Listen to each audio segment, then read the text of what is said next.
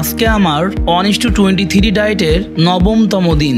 Still follow করছি 1:23। প্রতিদিন সকালে উঠে একটা ব্ল্যাক কফি দিয়ে আমার দিন শুরু হয়। কফি খেতে খেতেই আমি বই পড়ি কিংবা নিউট্রিশন, ডায়েট, ফ্যাট লস, কোন খাবারে কি পুষ্টি আছে, কোনটা শরীরের জন্য বেশি উপকার, কোনটা ক্ষতিকর, কোন কন্ডিশনে কোনটা খাওয়া দরকার, এসব নিয়ে স্টাডি করি। বলাই যেতে পারে এসবের জন্য আমার এখন প্রতিদিন 30 থেকে 45 মিনিট ব্যয় হচ্ছে। হ্যাঁ, আমি কোনো নিউট্রিশনিস্ট নই। আমার একাডেমিক পড়াশোনা ম্যাথমেটিক্সের উপরে ছিল, কিন্তু আমি আমার নিজের শরীরকে ভালোবাসি আমার পরিবারকে। আমি সুস্থ থাকতে চাই, বাঁচতে চাই আমার পরিবারের জন্য।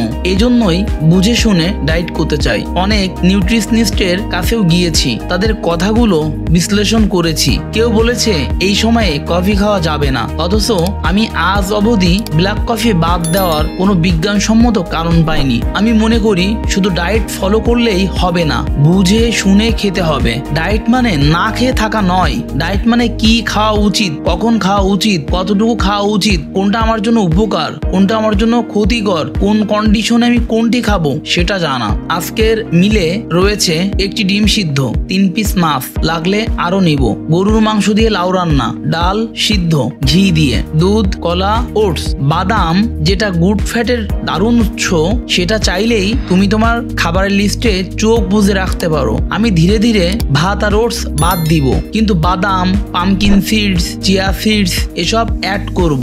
এগুলো হবে আমার প্রতিদিনের সঙ্গী। আমার শরীরের চাহিদা বুঝেই আমি খাদ্য নির্বাচন করি, আর এটাই সঠিক ডায়েটের পথ। তাড়াহুড়া করে কেউ টিকতে পারে না। ডায়েট একটা গন্তব্য নয়, এটা একটা যাত্রা যেটার শেষ নেই। তুমি যদি আস্তে আস্তে ঠিক মতো নিজের শরীর বুঝে খাও, তবে সেটা তোমার লাইফ স্টাইল হয়ে যাবে। আজকের খাওয়া একটু এলোমেলো হলেই কাল ঠিক হবে, কারণ আমি জানি আমি ভুলে যাইনি, আমি এখনো পথেই আছি। আমি চালিয়ে যাব, আমি ছাড়বো না। দেখা হচ্ছে পরের ভিডিওতে।